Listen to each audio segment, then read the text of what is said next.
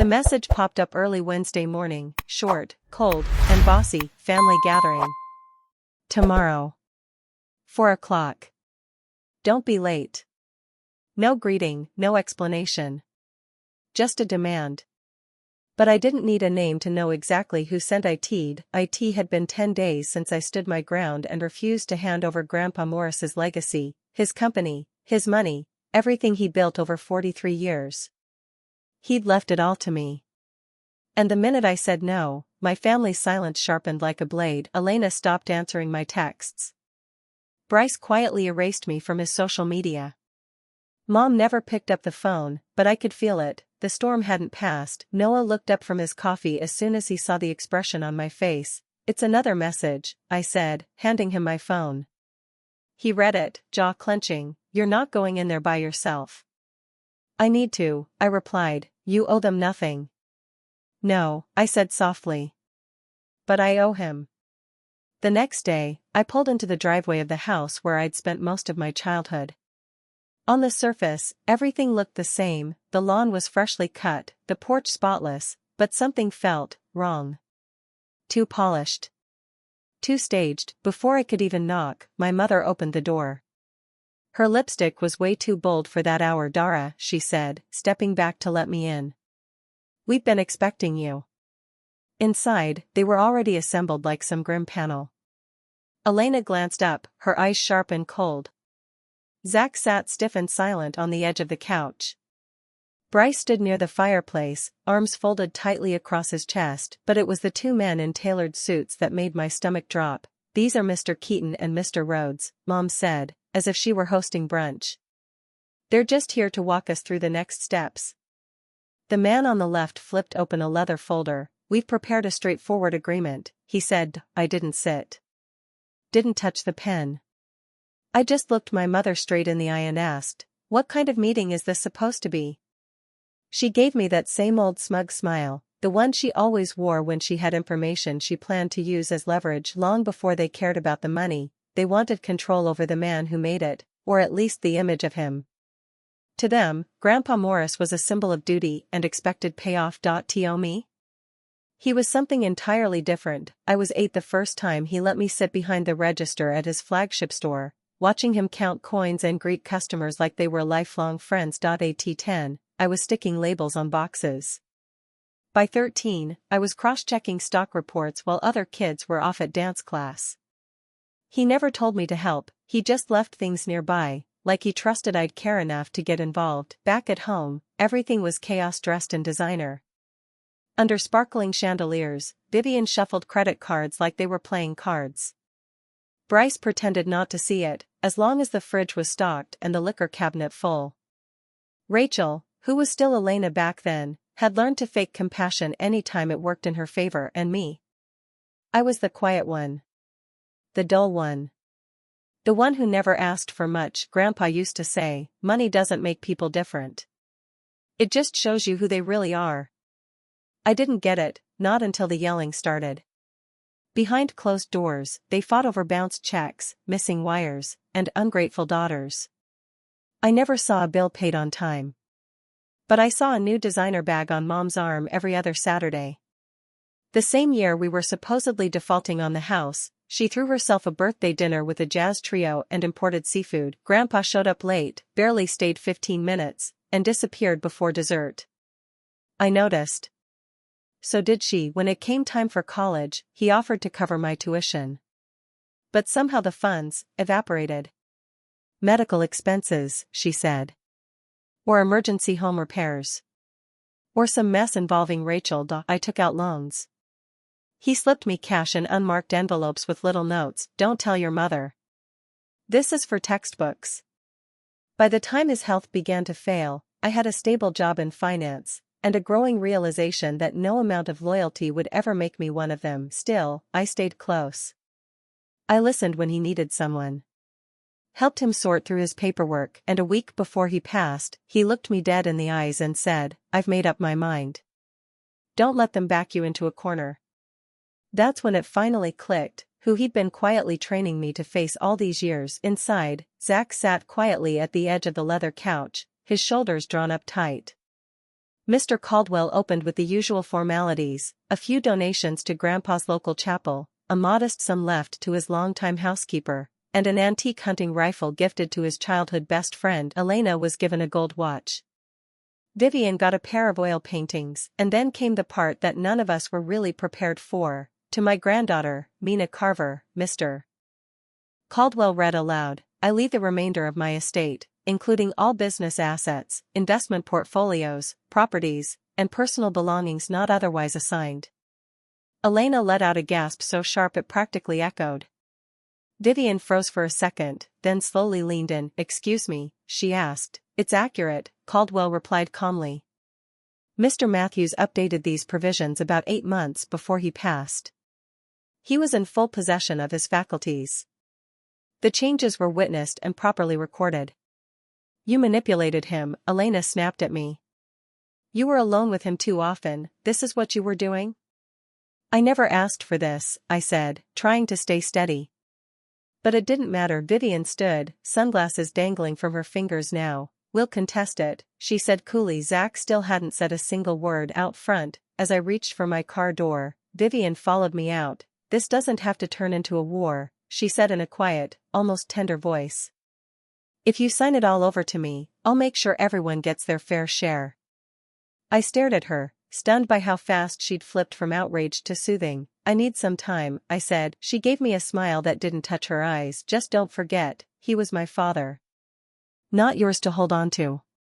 I got in the car and turned the key, trying to recall if she had ever said the word please in her entire life. It all really kicked off with a voicemail from Bryce. You know, this isn't what Grandpa would have wanted, he said, like he'd ever once made it through dinner without glancing at his investment app. Then Elena put up a passive-aggressive post on Facebook. Vague enough to avoid legal heat, but pointed enough that everyone in Maple Run knew exactly who she meant. Some folks value control over connection. Greed wears designer now. At first, I just ignored it. Deleted a few comments. Turned off replies. Told myself they'd calm down. They didn't. It got worse. Vivian's church friends started calling me.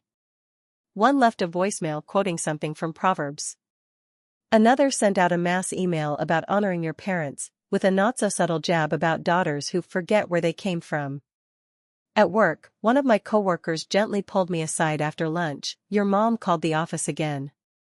Eventually, my boss told the front desk to stop forwarding any personal calls. I thanked him with a nod, but my hands were still trembling when I sat back down at my computer. Then, at 2 a.m., I got a text from Elena. I hope you're proud. Zach won't even look Mom in the eye. 2 minutes later, another one came in. You destroyed this family. I didn't reply, and then Zach showed up at my place. He looked smaller than I remembered, not physically, he'd gotten taller, but like he'd folded in on himself, bracing for impact. I opened the door and stepped aside. No words. He sat on the couch, elbows on his knees. I don't want the money, he said, his voice low. I just wanted to say that. I nodded. I know. He glanced around the room, like the silence was too heavy. Mom's not doing well, he said. She's kind of losing it. Elena's pouring gas on the fire. And calls hitting the bottle by 3 p.m. every day. He looked at me and said, you should know, she's scheming something. I don't know what, but she's not letting this go. I swallowed the lump building in my chest. Thanks for telling me. He stood halfway toward the door. You didn't tell them you were coming here? I asked. Nope, he said. Didn't seem wise. Smart move. He paused, turned back to me. You okay? I didn't answer, not because I didn't want to, but because I didn't know how to put into words the kind of exhaustion that follows you all the way into your dreams. After he left, I sat alone in the dark. My phone kept lighting up with unread messages, but I didn't open them. I just stared at the screen, and for the first time, I started wondering if staying silent was costing me more than speaking ever could. Then came the call, a little after midnight.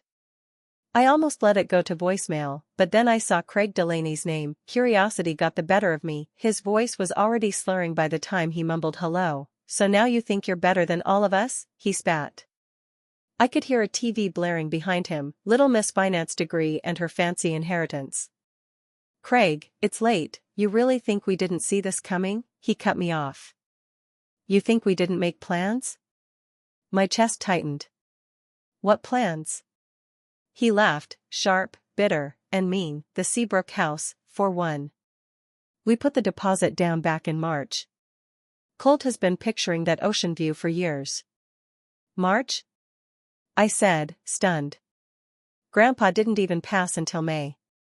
Exactly, he snapped, like I was the idiot in the room. The guy was on his way out. We just got a little ahead of schedule. I didn't say a word. My hands went numb. You're not family anymore, Craig said, his voice turning cold. You're a problem. And problems? We take care of them. He hung up. I didn't cry. Not right away. I just sat there, staring at my phone like it might start talking again. Then something inside me cracked open, and I broke. The sobs hit hard. Ugly, full-body kind. I couldn't stop. That's how Noah found me. He used his spare key when I didn't answer a single message. No questions. No judgment. Just wrapped me in a blanket and sat beside me while I completely fell apart. You can't keep carrying this on your own, he said, once I finally stopped shaking. You need someone in your corner who knows what the hell they're doing. The next day, he introduced me to Samantha Reed, an attorney so composed she made silence feel powerful. She had a calm voice, a laser focus, and a way of looking at you that made you feel like nothing would get past her. She had me lay it all out, the calls, the threats, the voicemail from Craig, the contents of the will. If they're ramping up, she said evenly, we have to assume they'll try to take legal action. That means we need evidence. Anything that shows your grandfather made those decisions intentionally, with a sound mind. I nodded, still feeling like I was running on fumes. I only have the will. Samantha leaned in a bit. Then we start there. But if there's any chance he gave you letters, paperwork, even a conversation you can recall, we need to dig it up. Because this isn't just about defending what you inherited. It's about honoring what he trusted you to protect. I looked down at my hands. That's when I remembered something I hadn't thought about in years, a photo of Grandpa Morris outside his first store, his arm around a man I didn't recognize. They were both laughing like they'd just solved the biggest mystery in the world, like I was the one who didn't get it. He said again, the guy was on borrowed time. We just moved ahead of schedule. I didn't reply. I couldn't. My hands had gone ice cold. Then came the final blow. You're not one of us anymore, Craig said, his voice turning stone. You're an obstacle. And obstacles get dealt with. He hung up. At first, I just sat there, the phone still in my hand like it might say something else. Then something inside me just broke open, and the sobs came hard and fast. Raw, deep, humiliating. That's how Noah found me. He let himself in with his spare key after I ignored every single text. He didn't ask questions. He didn't say anything at all. He just wrapped me in a blanket and held space while I unraveled. You can't keep carrying this alone, he told me, once the storm had passed. You need someone who knows what they're doing, in your corner, fighting with you. The next morning, he introduced me to Samantha Reed. She was sharp, collected, the kind of woman who could make a courtroom go silent just by clearing her throat. Her voice was soft but confident. Her eyes missed nothing. She asked me to walk her through everything, the calls, the threats, the contents of the will, the voicemail from Craig. If they're pushing this hard, she said calmly, we need to prepare for a legal fight. That means documentation. Anything that shows your grandfather made these decisions intentionally and with clarity. I nodded, still feeling hollowed out. I don't have anything except the will. Samantha leaned in slightly. Then that's our foundation. But if there's even the smallest chance he left you anything else, a letter, records, a conversation, we'll need it. Because this isn't just about holding on to what you've been given. It's about protecting what he trusted you with. I looked down at my hands and suddenly remembered a photograph, one I hadn't thought about in years. Grandpa Morris, standing outside his first store, an arm slung around another man.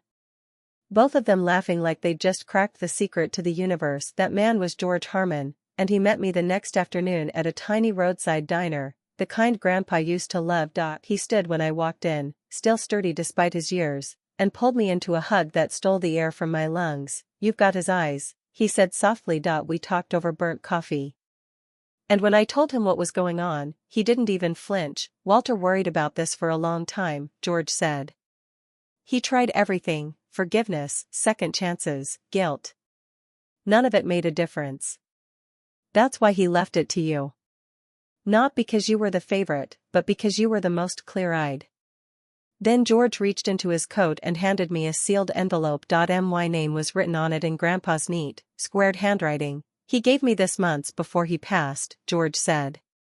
"Told me to give it to you if things turned nasty." Back at my apartment, I opened it with trembling fingers.